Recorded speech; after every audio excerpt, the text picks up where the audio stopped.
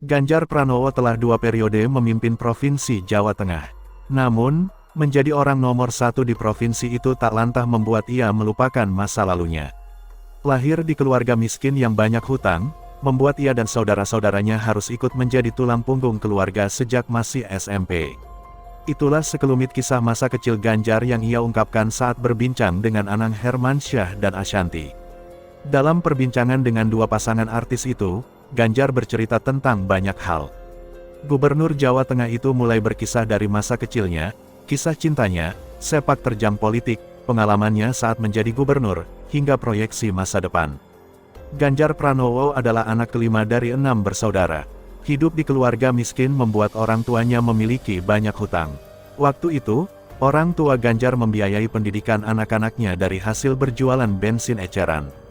Setelah mulai memperoleh penghasilan sendiri, para saudara Ganjar Pranowo mulai menyicil hutang orang tua mereka.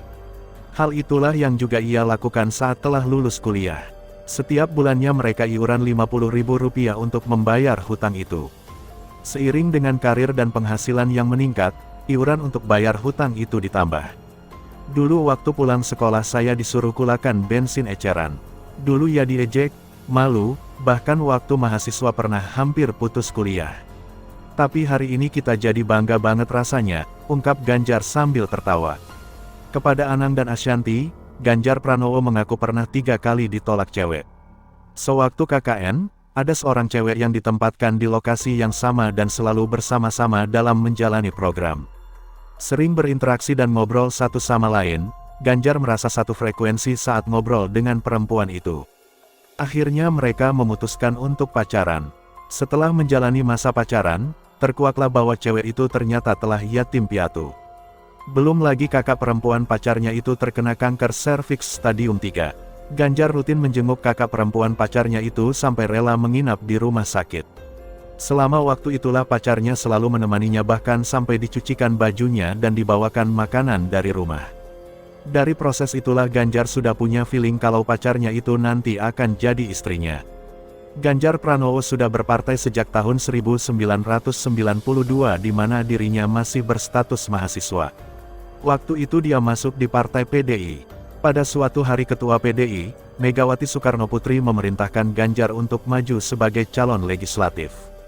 Saat itulah Ganjar merasa deg-degan luar biasa. Bagaimana tidak deg-degan, waktu itu popularitas saya cuma 3%, lalu meningkat jadi 7%. Tapi nggak tahu ya, Bu Mega ini feelingnya dahsyat. Akhirnya saya maju dan menang, kenang Ganjar. Sebelum maju sebagai gubernur, Ganjar Pranowo sempat melakukan riset. Dari riset itu, Ganjar menemukan bahwa kemiskinan dan pengangguran masih menjadi masalah utama. Namun baginya ada satu hal waktu itu yang membuat masyarakat marah dan menjadi kebingungan pada masyarakat. Dan hal itu adalah integritas. Dari riset-riset yang telah disimpulkan itu kemudian kami memasang tagline, "Mboten korupsi mboten ngapusi." Itu adalah akumulasi dari pernyataan kita ke masyarakat, kata Ganjar. Kebanggaan Ganjar dalam menuntaskan program yang dijalankan merupakan hal yang biasa. Tapi hal yang paling membanggakannya adalah saat Komisi Pemberantasan Korupsi, KPK, menetapkan Provinsi Jawa Tengah sebagai provinsi yang paling berintegritas. Menurutnya, prestasi itu diperoleh setelah perjuangan yang cukup lama. Maka sekarang kawan-kawan saya kalau dikasih sesuatu dari masyarakat atau dari pengusaha dan mengatakan tidak, terima kasih. Itu menjadi hal yang biasa. Walaupun yang nakal masih ada, tapi langsung tak copot jabatannya, kata Ganjar dikutip dari YouTube The Hermansyah. Pada masa awal menjabat sebagai gubernur, Ganjar Pranowo dikenal sebagai gubernur yang suka marah-marah.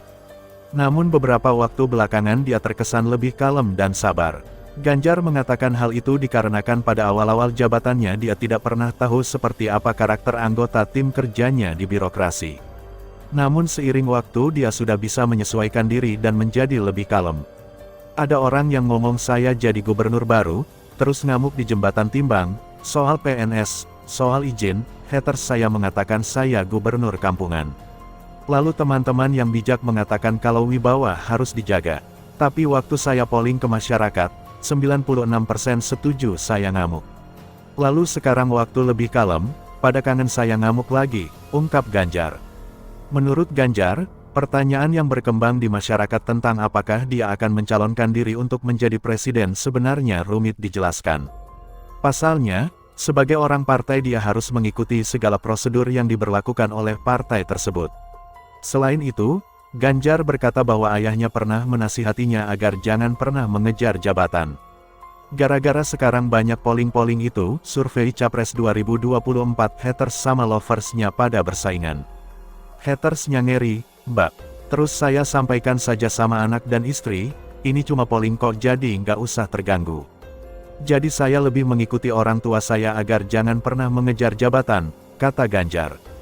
Menurut Ganjar, satu hal yang paling penting untuk kemajuan Provinsi Jawa Tengah adalah SDM. Oleh karena itulah dia menggencarkan program sekolah sistem zonasi agar para siswa yang berada di pelosok bisa tertampung dengan baik. Dari program itu dia menemukan ada 17 kecamatan yang tidak ada sekolahnya, termasuk di kampung halamannya di Tawangmangu. Karena itulah saya membuat sekolah jarak jauh. Sementara itu para siswa dari keluarga yang tidak mampu yang tidak bisa masuk ke sekolah negeri kami masukkan ke sekolah swasta dan kami beri beasiswa. Jadi SDM hari ini menjadi sangat penting, kata Ganjar Pranowo dikutip dari YouTube The Hermansyah A6 pada Selasa 21/7.